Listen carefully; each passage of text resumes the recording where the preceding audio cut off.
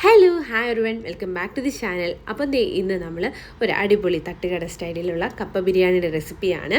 So ആദ്യം തന്നെ നമുക്ക് ചിക്കൻ ഒന്ന് മാരിനേറ്റ് ചെയ്തെടുക്കണം. അതിനായിട്ട് നമ്മൾ 300 ഗ്രാം ചിക്കൻ പീസസ് ആണ് ഇവിടെ എടുത്തിട്ടുള്ളത്. എല്ലോട് കൂടിയിട്ടുള്ള പീസസാണ് നമുക്ക് ആവശ്യമായിട്ടുള്ളത്.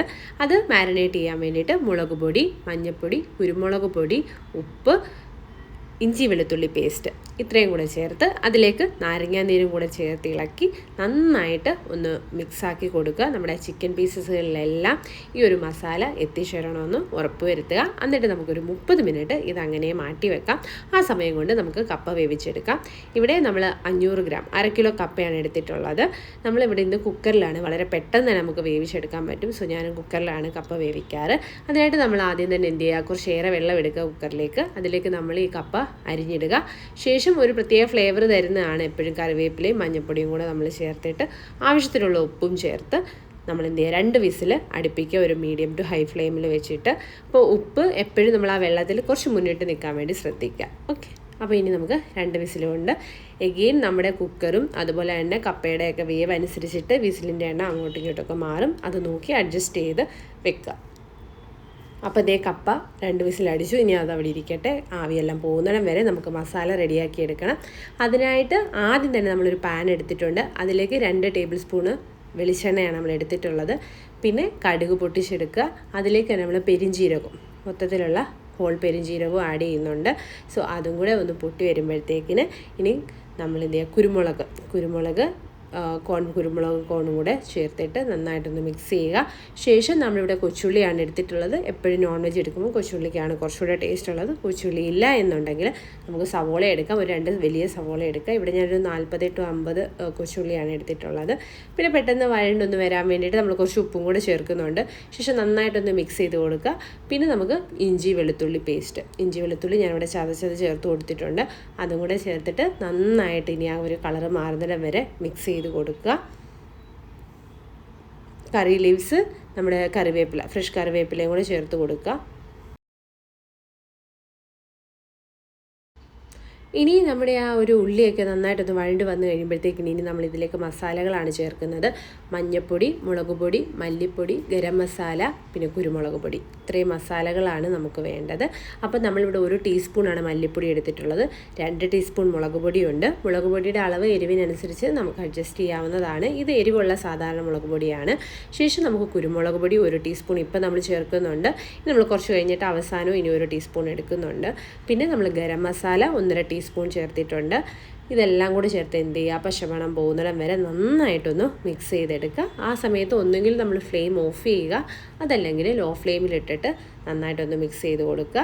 ശേഷം ഇനി നമ്മളിതിലേക്ക് ഒരു വലിയ തക്കാളി ഒന്ന് ചെറിയ പീസസായിട്ട് കട്ട് ചെയ്ത് അതും കൂടെ ചേർക്കുന്നുണ്ട്. ഇനി നമുക്കൊന്ന് അടച്ച് വെച്ച് എന്ത് ചെയ്യുക, ഇതൊന്ന് കുക്ക് ചെയ്തെടുക്കുക. ഈ തക്കാളി ഒന്ന് കുക്ക് ചെയ്തെടുക്കേണ്ടതായിട്ടുണ്ട്.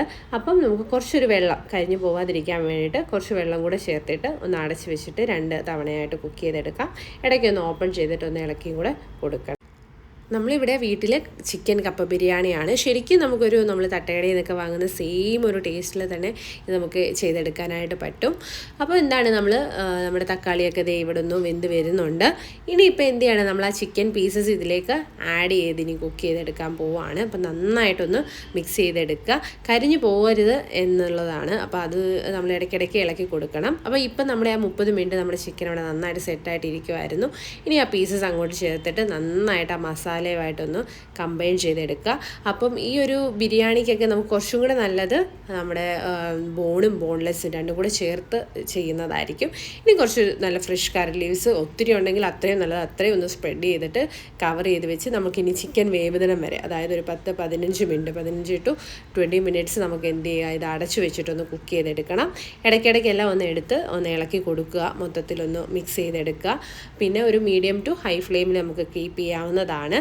അപ്പോൾ ഈ ഒരു ചിക്കനിൽ നിന്നൊക്കെ ഉള്ള വെള്ളം ഒന്ന് എക്സ്ട്രാക്ട് ചെയ്ത് തുടങ്ങിയ ശേഷം എന്ത് ചെയ്യുക, നമ്മൾ 1 കപ്പ് 250 ml കപ്പാണ് നമ്മൾ എടുത്തിട്ടുള്ളത്. അതിന് 1 കപ്പ് വെള്ളവും കൂടെ ചേർത്തിട്ട് ഇനി ചിക്കൻ നന്നായിട്ടൊന്ന് ബോയിൽ ചെയ്ത് കുക്ക് ചെയ്തെടുപ്പിക്കുക.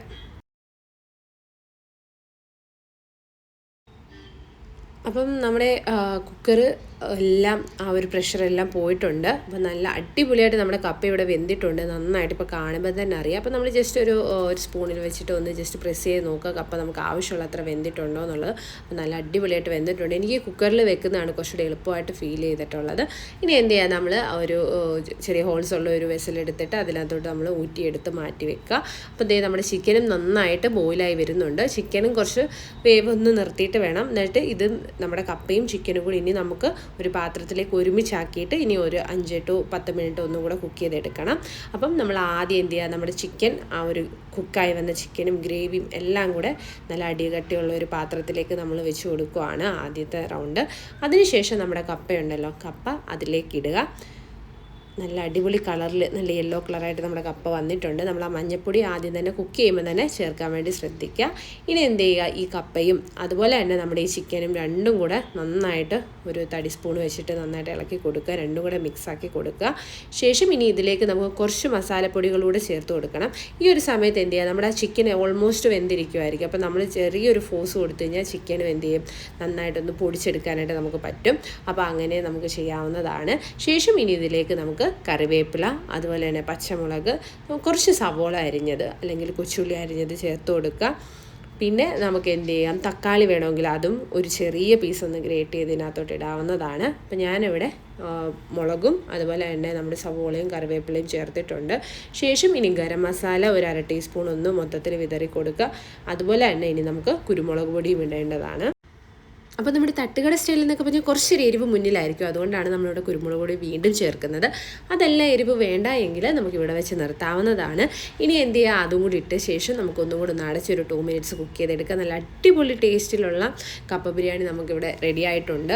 നമ്മൾ ശരിക്കും റോഡ് സൈഡിൽ നിന്നൊക്കെ വാങ്ങി കഴിക്കുന്ന അതേ ഒരു ടേസ്റ്റിൽ നമുക്ക് തന്നെ പ്രിപ്പയർ ചെയ്തെടുക്കാൻ പറ്റും.